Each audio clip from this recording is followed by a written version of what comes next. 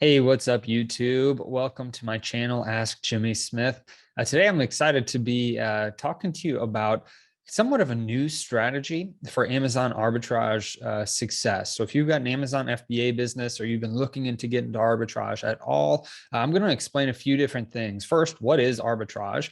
So many of you might already know this, but second, I'm going to go through the differences between retail, online, and this new strategy, which I've been coining as hybrid arbitrage. And I've been writing about this in the second edition of my book, Side Hustle to Full-Time Income, which should be out in the next few weeks, depending on when this gets posted. But really excited to be bringing this to you today in a YouTube format so we can talk about the differences as well as some tips that I have for maximizing this hybrid arbitrage strategy moving forward in your Amazon FBA business. So yeah, really excited for that, considering my book is going to be coming out around February 1st of 2022. So in case you're watching this in the future, it may already be out depending on when you see it. But let's go ahead and get right into the content and talk about the differences between the three types of arbitrage. Okay, so here we are. We've got this little presentation. I figured it'd be easier for me to bring this to you in this format, just in case. But I will be talking away from a presentation soon. So hopefully you won't have death by PowerPoint or whatever it is. But ultimately, let's go through this. So what is arbitrage? Now, the definition of arbitrage, because it's not just an Amazon thing, it exists in multiple different platforms and multiple different commodities and things that you can do because of this definition. So the definition of it is the simultaneous purchase and sale of the same asset in different markets in order to profit from tiny differences in the asset's listed price. So essentially that could be anything, right? If you're buying stocks, if you're buying any kind of crypto, if you're buying anything that are commodities, right? If you deal with like maybe oil or gas or anything at all that you can buy and sell relatively quickly in different markets is what's going to allow you to profit from the tiny differences between those two markets. So from the standpoint of an Amazon arbitrage business, we're essentially buying things from Walmart, Target, retail stores, etc., whether online or in store, or with this hybrid strategy I'll talk about in a minute. We're buying them on those marketplaces and selling them on Amazon at a higher price. So for anybody that doesn't know what arbitrage is, that's the basics of the model. That's what we've seen have thousands, over 1,000 success stories from the content that I've taught in the book and in the course, which you can see, by the way, at askjimmysmith.com/success if you just want to see all of those, or at least over 500 of those success stories. But essentially, what it comes down to is you're buying items at a lower price and you're selling them at a higher price, typically on different marketplaces. Yes, there are people that will buy things at the same marketplace, sell them on a different listing on that same marketplace. But essentially, the majority of us are doing it from one store, selling them at a different store. Or if you're doing it with stocks or crypto or any other types of investments, it's all arbitrage at that point. Now, what is retail arbitrage? Well, simply it's buying items in a physical store. It's going to a store, looking at the shelves that are in that store, and then buying those products and sending them in to Amazon to sell at a higher price. Online arbitrage is simply buying those items online, right? Instead of going to a physical store, you're just going to a website and sending them in. I know, super basic, but I wanted to show you the differences real quick so that I can get to this hybrid arbitrage model, especially for any of you that might not have heard of RA or OA, which would be retail arbitrage or online arbitrage. So this new one that I've coined, hybrid arbitrage, is essentially buying things online from local stores to be delivered to you.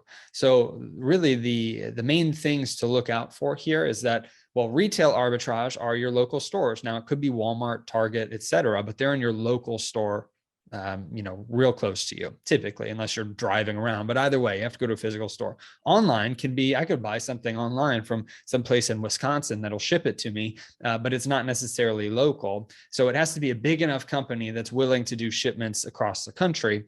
So essentially that's what you're doing with online. But with hybrid arbitrage, you're using different service-based apps to help you buy things from your local stores and ship them to you directly, which is beautiful. And I know it might not sound like much of a difference between OA or RA, but it really is, because when you're dealing with retail arbitrage, which is my favorite, you're typically able to buy a lot more regional products, a lot more niche products, things that you can't get in online stores in different parts of the country. And so that's what separates you from other Amazon sellers, is you're able to buy things that are regional and local to you. For me, I'm in St. Louis. Maybe I'm selling that St. Louis sauce to somebody in California that can't buy it in their local areas. So that's why I like retail arbitrage. Online arbitrage is obviously having the comforts of being able to do that from home, not having to leave, your couch or your office.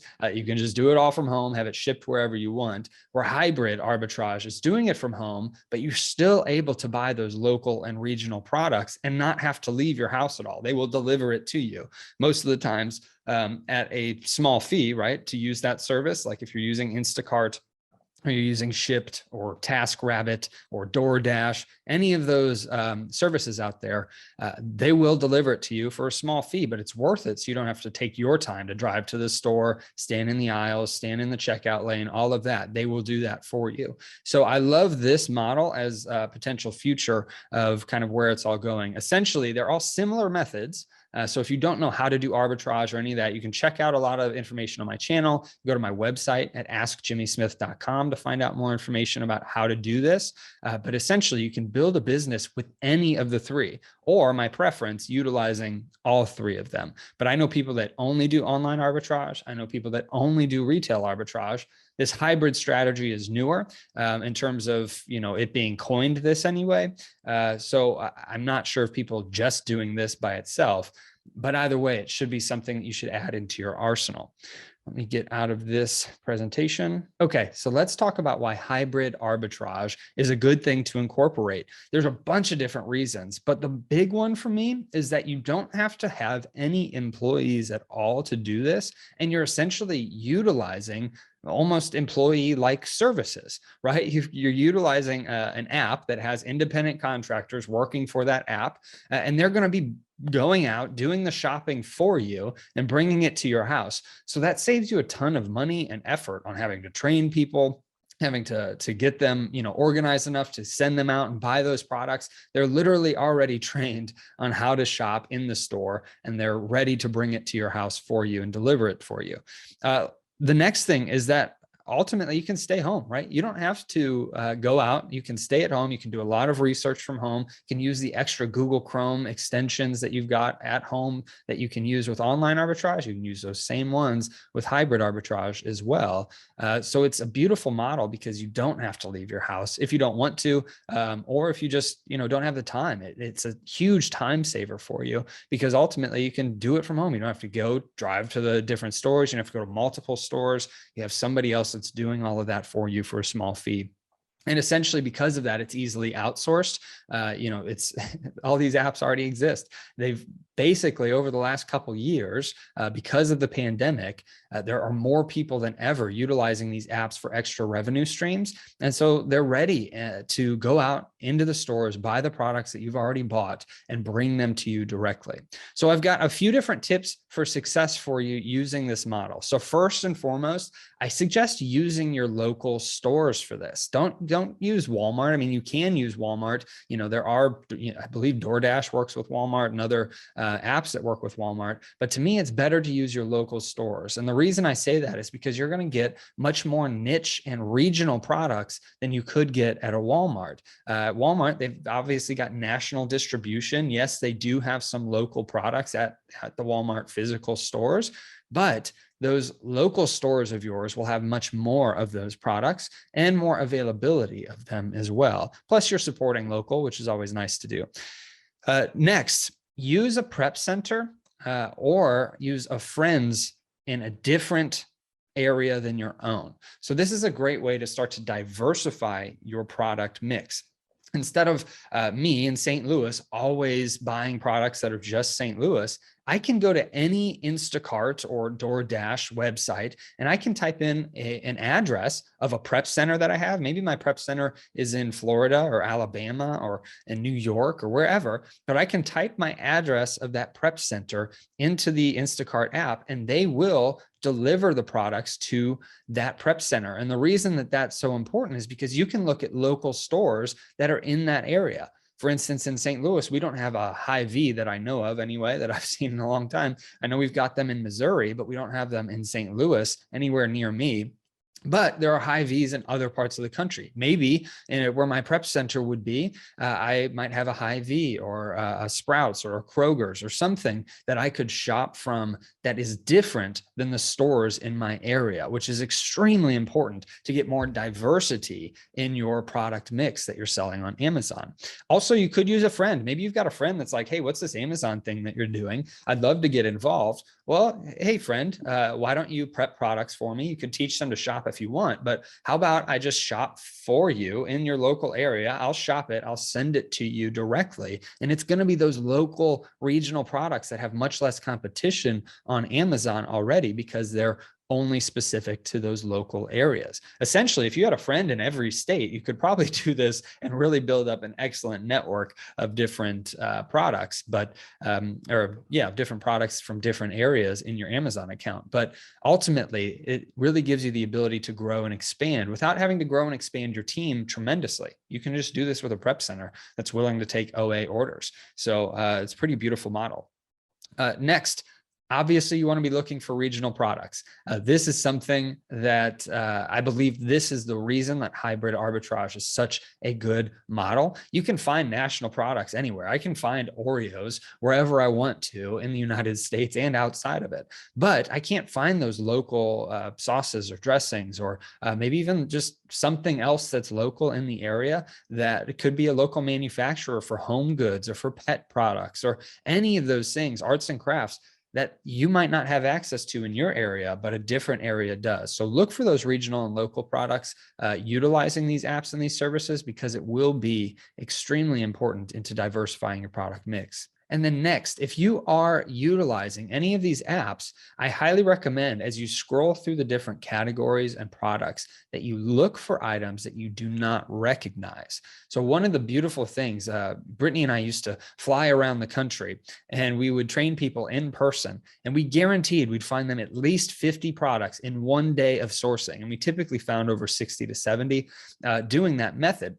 The reason we were successful with it is because we knew what we had in our local stores. We always bought different products for every client we did that with. And it's something, if you want to check it out, we've got a similar thing. We aren't necessarily flying around now. We do it virtually, but it's at provenreplentraining.com. That's provenreplentraining.com. But the reason we were able to do that is because we could recognize products that we did not recognize from our local stores. And so we were able to, walk through a store and be like, oh, that's something that's new. That's something I've never seen before. And so if you're doing this in a different area, maybe your prep center is in a different state. If you're typically doing online arbitrage, you can use this method in their local area and say, oh, wow, I've never seen that product before. So I'm going to see if it's good on Amazon. And it many times will be a good product. And if it isn't now, it might be in the future, because if it is a regional or local product, most people end up adding those to Amazon at some point. So I highly recommend looking for products that you don't recognize on the platform. Now, every type of arbitrage model that I've mentioned is amazing, right? Retail arbitrage, online arbitrage, and hybrid arbitrage are all amazing models. Retail has always been my favorite. I've got a soft spot for that in my heart, just because that's how we started, how we grew our 7-figure Amazon business to where it is. And we still heavily rely on retail, but we've incorporated online arbitrage quite heavily as we've grown our team and we've been able to outsource some sourcing. But this newer model of hybrid arbitrage really combines a lot of the best of both worlds between the retail and online arbitrage spaces. So I highly recommend checking it out, especially if you are trying to look for more diversified products, if you've got a prep center that you're using in a different area, if you're ultimately trying to grow your team without having to truly grow a team, this makes it a lot easier to outsource a lot of this work. You could theoretically have virtual assistants doing this in multiple different areas for you, doing the sourcing and the shopping, placing these orders, and have people go out and buy these local products and bring them to a prep center for you. It's a beautiful thing that you can utilize. There's going to be much more training on it as I go through it. Highly recommend checking out version 2 of Side Hustle to Full-Time Income, where I discuss it. But hopefully this was helpful for you. As I continue to play around with the model, I will definitely be giving you updates on how this works. But I'm really excited for this and the future of arbitrage on Amazon. If you've checked out any of my other videos, you'll see that Amazon as an opportunity to make either a small side hustle income or grow it to a full-time living is continuing to grow as an opportunity. So thank you so much for being here, taking your time out. Let me know your thoughts on this new strategy down in the comments. Also like, share, subscribe to the channel. I really appreciate the support and all of the positive comments that I've been getting as I've started this channel. So thank you so much for being a part of this. Looking forward to doing more videos.